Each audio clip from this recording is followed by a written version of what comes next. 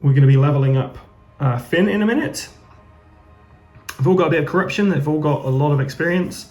They've all got a lot of health. So Lucas isn't doing well on the sanity front, but apart from that, yeah, we're doing well.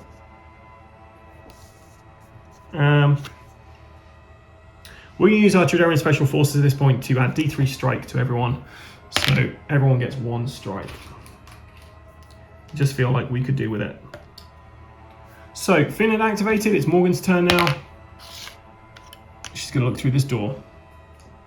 Does she find something super cool? She does. She finds a loot card. Not a loot card, but she finds something in the dark there. She finds some gold bars. And looking through the door, what do we see? We've come across the medical bay, which I don't feel is very sterilized. Okay, so Lucas. Might as well scavenge. You find something in the dark.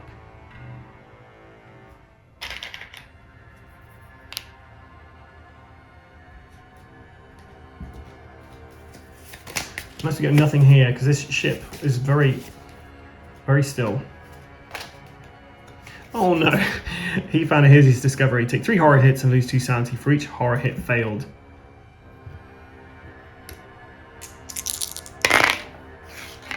A 5 and a 6, so he's taken 2 horror hits. 2 sanity damage, even. And 10 experience points for the horrible thing he found. Maybe he looked into one of the harvester's drill suits. Grimlock gets a 1, so he's got a grit, which is good for him. Good for him, but it means he's only just kind of stumbling, literally there, into view. And he may as well search. Unperturbed by the screams of Lucas as he finds something hideous. And oh, we've got the last one here. So we've got a darkness and an encounter.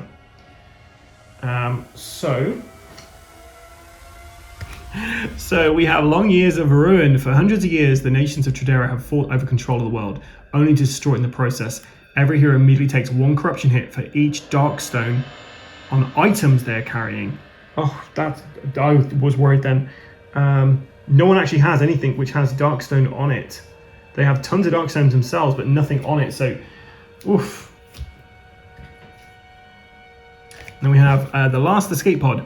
A bank of ports line the wall here, each an empty housing for an escape pod launched some time ago, save 1. The last escape pod still sits in its docking port, hatch wide open. Flicking lights from within, peering inside, you see a lone figure in a spacesuit, sitting in the chair, facing away. Okay, so Grimlock is going to do this. He has a luck of 5.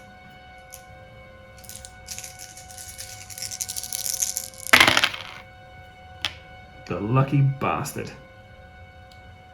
If passed, you approach slowly, spinning the chair around to discover the long dead body of one of the crew. Something of value clutched in his dead hands. Draw a Derelict Ship Artefact. Oof, I would if I could. We found a mission log, so we're going to do that straight away to recover a grit and gain. Everyone recovers a grit and he gains 5 experience points.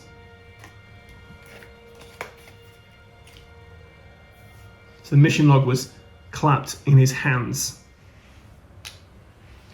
Okay, so that was the darkness. That was the encounter.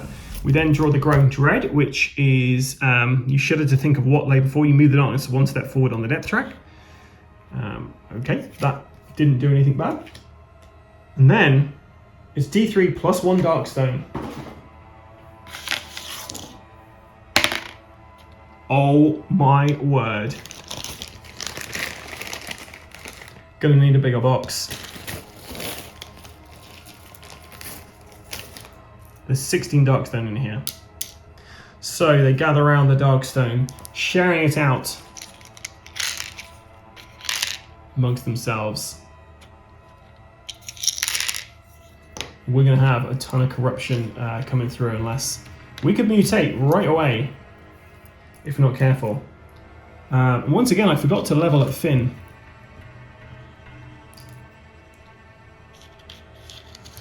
So you're going to have to do that at the end of this adventure.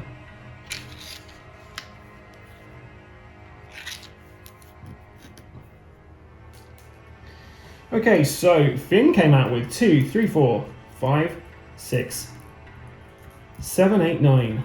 So he's rolling 9 dice. 1, 2, or 3s mean he's going to get corruption.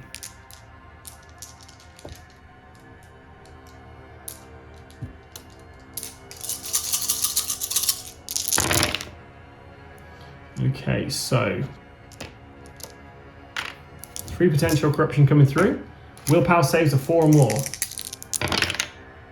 1 corruption comes through. He's going to use his grit to reroll the 1 dice he failed. So he takes a corruption. But all that precious, precious Darkstone. Okay, next. 6 Darkstone for Morgan.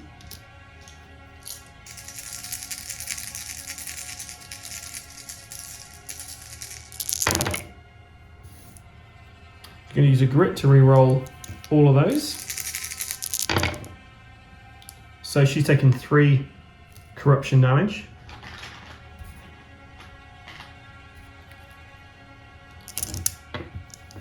Lucas. He's got 9.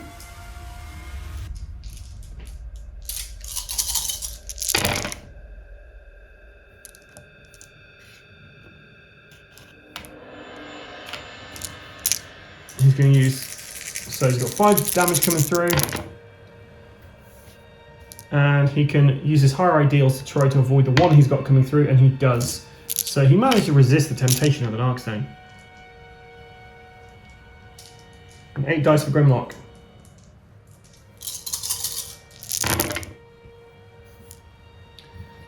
So he's got 2 coming through.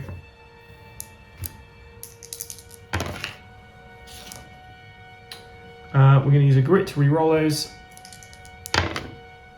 He is fine. So we're not gonna press on after this. We're gonna leave it there, and that is the that's the end of our strike team. Our first official strike team with all 4 guys together. Right, I'm just gonna level up Finn right now because we may as well whilst we're here, guys. So let's roll to see what ability he's gonna be getting. Double 1s. That can't be good. Or can it? Can be exactly what I need it to be. Bit of rivalry. Choose an enemy keyword, demon, shikari. From now on, at the start of each turn, while there are 1 or more enemies of that keyword on your map tile, recover a grit on a d6 roll of a 5 or more. We're going to go for Undead. And he's going to gain the keyword Scout. I'm going to go down the recon route for him. +2 sidebag tokens. After any map tile is placed, you may make a 2-space move outside of the normal turn sequence. Shh. Darkstone secured. Let's get the hell out of here. Shh. So we're going to start with a vent. So 24. Fluttering flags. Flapping in the wind, the colourful flags of your nation fly high over the camp. You can't help but be inspired by the rich history of sacrifice and honour it represents. Duty brings victory. Victory brings life. Every hero may recover a grit. You know, that's a pretty nice one to have to begin with. So where's everyone going to go? So we're going to get Morgan. She's going to go to the expedition supplies. And you know what? We're all going to go. Should we all go to the expedition supplies? Why not? Okay, so first of all, we're going to construct the war depot. So it's 3 Darkstone per hero. They can all afford that. So we can't visit that this turn, but that war depot will be available next time we're here. Finn is going to sell his energy blaster and the sedative injection, which gets him 875. We're going to get rid of the nano repair and the void grenade for an extra 850. We're just going to sell the vac suit and the mission log for 950. And then collectively, we're going to spend $1,600 to upgrade the expedition supplies, which means we can automatically get a command post for next time. Okay, so far, I've built the war depot, 3 Darkstone per hero. We've built the command post, which is free. I'm going to then spend 3 Darkstone to get a field distillery in here, which basically means all whiskey sidebat tokens now cost $25 each. We're then going to get some of these supplies. So everyone's going to be starting off with 2 whiskey, because I feel the horrors of the derelict ship are pretty big. Then we're going to spend $850, whiching, to give Finn the ability of Thrives in Shadows at the end of each turn during a fight. So here it is. At the end of each turn during a fight, if no enemies are targeting you, heal 1 wound and 1 sanity on roll a d6 and gain 1 strike on the roll of 4 or more. So as he's not going to be targeted unless we have a ton of people, that should be really helpful. We're spending another $200 to get everybody 1 bandage as well. And then we're going to get Reclamation Tools, which is $200 per hero, so $800. Whenever a Trederran hero draws a nothing here scavenge card, they may collect 1 Darkstone on the d6 roll of 4 or more. And that's going to be it for my camp stay. We've got to move the Dark of Night forward 1 step, and then roll a dice. We're fine, no darkness to worry about here. We could then move on to somewhere else if we wanted to. And yeah, we're going to end our camp stay there. I think that was a pretty good use of our time, and we're going to be moving on to the next adventure. So we have got the Derelict Ship Artefact 1 game supplement.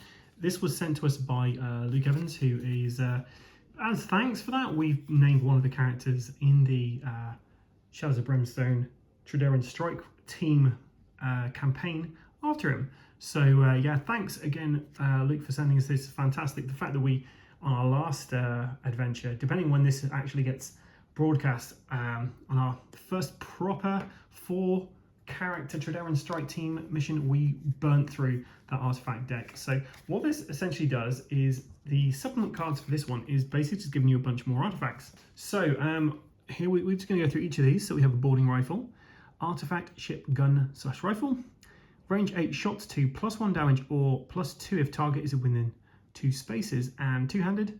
That's a pretty nice weapon. So 2 copies of the boarding rifle. Then we have Science Log. Artifact Ship Journal Science.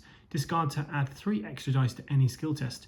Requires Cunning 3 or higher to use. So 2 Science Logs. Then we have Security Key Cards. Artifact Ship Tech Key. Discard to ultimately open a bulkhead door or to automatically seal a broken gate adjacent to you. Then we have a Medical Scanner. Artifact Ship Tech Medical.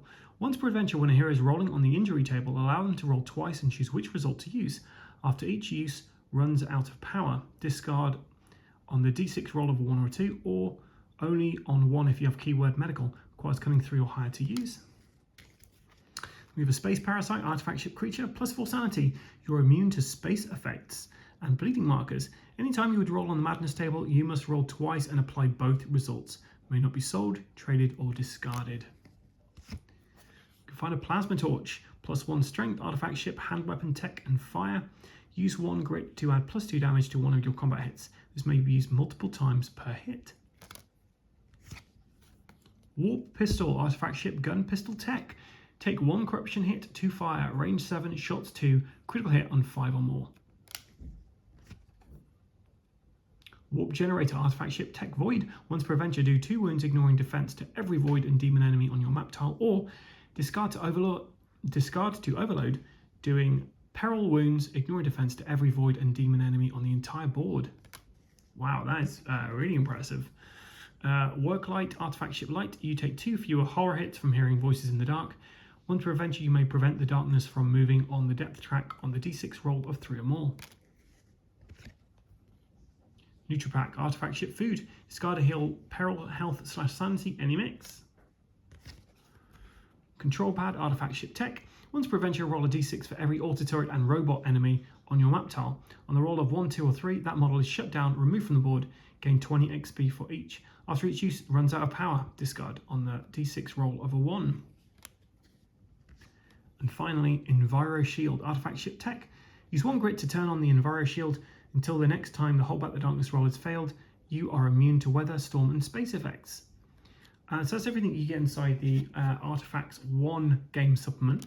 There's a couple of other supplements you can get for this. One gives you 15 new encounter cards, which if I'm honest would be pretty handy at this point, because I'm going to start recycling through those pretty soon.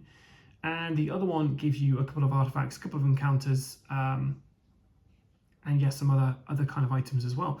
So that might be worth picking up at some point whilst we're doing this. After playing through 3 runs of the Derelict Ship, I am clamoring for more Derelict Ship tiles. So after playing with the map tiles that you get for Shadows of Brimstone, Gates of Valhalla, and Valley of the Serpent Kings, after seeing those, I would absolutely love them to start creating some new map tile packs just for the other worlds that we have. Also, some new doors/gates for these other worlds would be pretty good. Now, whether that's on their radar at all, I don't know. It might be that we actually get new adventure sets coming out for. This is me just theorizing at the moment, but there might be new adventure sets coming out. We've had one which had Target on one side, the other one that had Jargano. So maybe we're gonna have some more adventure sets coming out in the not too distant future, which will have Caverns of Cinder on one side, and maybe the Derelict Ship on the other side for one of them. That would be fantastic, because we'd get, more map tiles to begin with, and then probably a map tile expansion pack coming out. So we could really flesh out these other worlds, which would be really, really advantageous. As for what the other side of those maps would be, I'm all for Victorian London, going through like the cobblestones of, like a kind of haunted city. Or maybe they'll go to Shadowbrook and they'll do like a haunted village or something from A Touch of Evil. And also pirates. Pirates would be fantastic. I know that somebody has been doing their own pirate version on the Facebook page for Shadows of Brimstone, and they look very impressive. So I'd love to see some pirates coming out into this at some point. But yeah, if you've got any ideas for what other worlds they should do for Shadows of Brimstone, put them in the comments below. And if there's anything more you'd like to see from our Shadows of Brimstone coverage, also let me know in the comments below. I've been the ever excitable Adam. Until next time, stay safe or die rolling.